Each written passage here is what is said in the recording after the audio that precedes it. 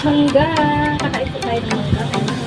After ko lang kumain ng alimasa ng aking ulam, ay kakain na naman ates ng mangga. Yung dalawa mga kasisi, kinain ko na kahapon. So, ngayon, lasa ko. So, na-override na nga siya. Sis, kailangan ko na kainin.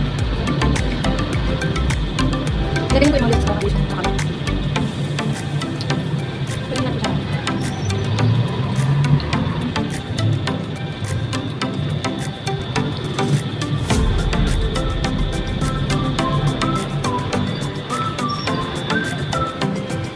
Dito lang sa mga ito. Lahat dito. Magalit ko. Magalit ko.